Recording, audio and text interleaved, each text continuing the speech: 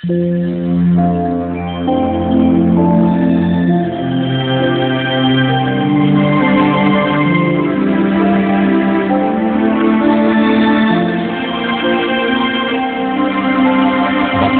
ang bumabasa at ang nangakikinig ng mga salita ng hula at tumutupad ng mga bagay na nasusulat doon, sapagkat ang panahoy malapit na.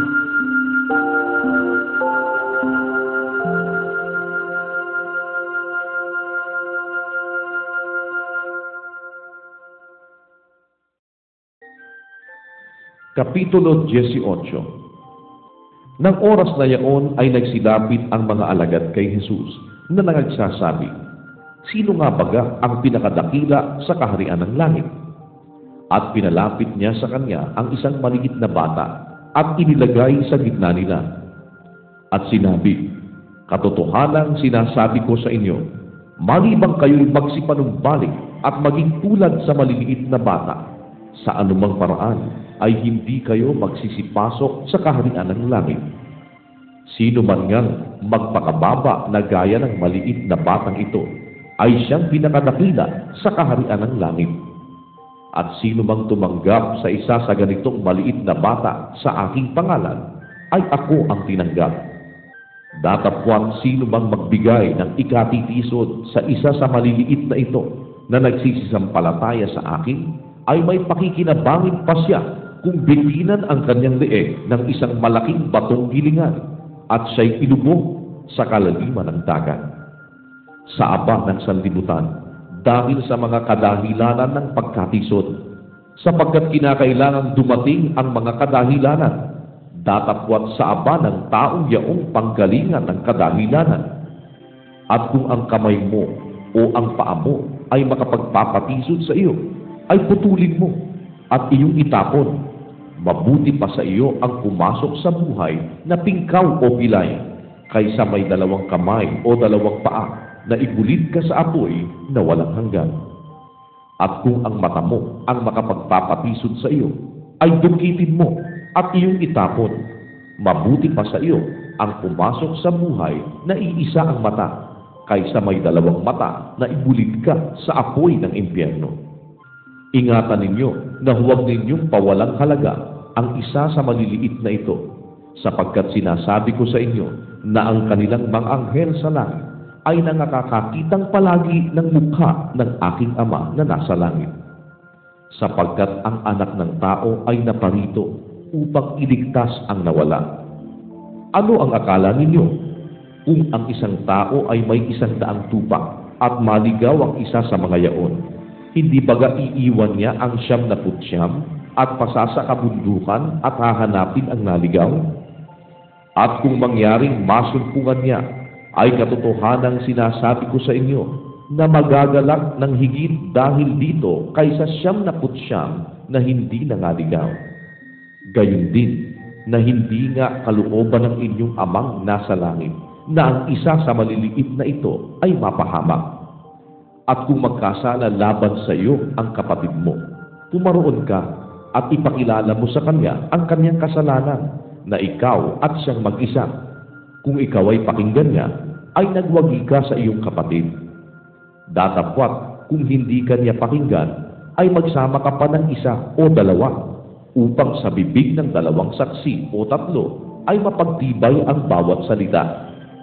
At kung ayaw niyang pakinggan sila, ay sabihin mo sa iglesia. At kung ayaw rin niyang pakinggan ang iglesia, ay ipalagay mo siyang tulad sa hintil at maningingil ng buwis.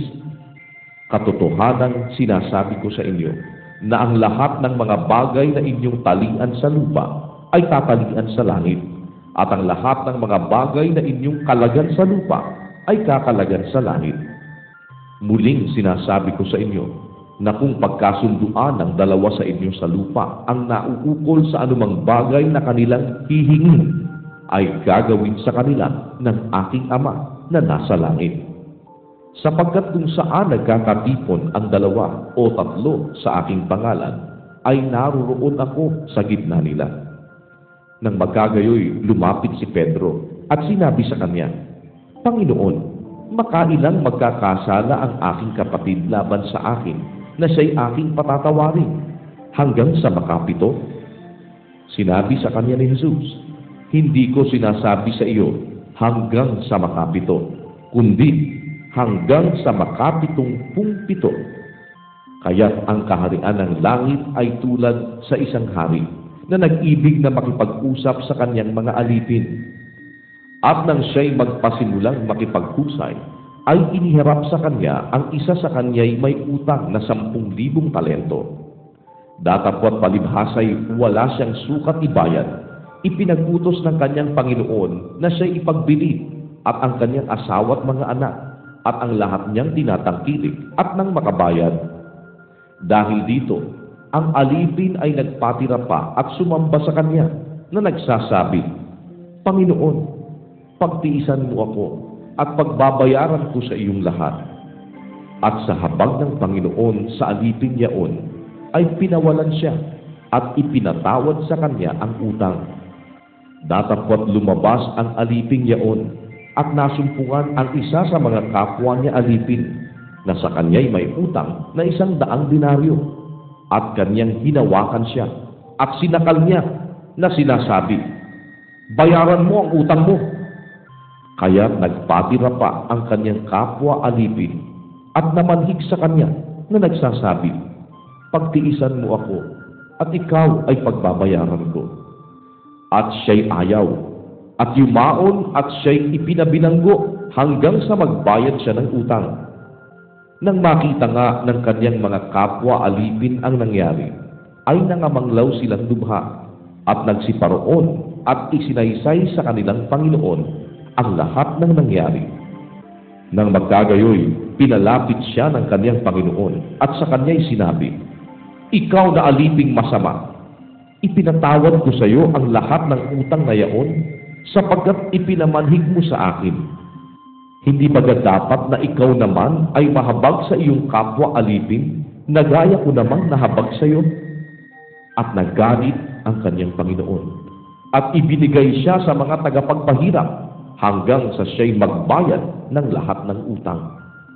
Gayon din naman ang gagawin sa inyo ng aking Ama na nasa kalangitan kung hindi ninyo patatawarin sa inyong mga puso ng bawat isa ang kanyang kapatid.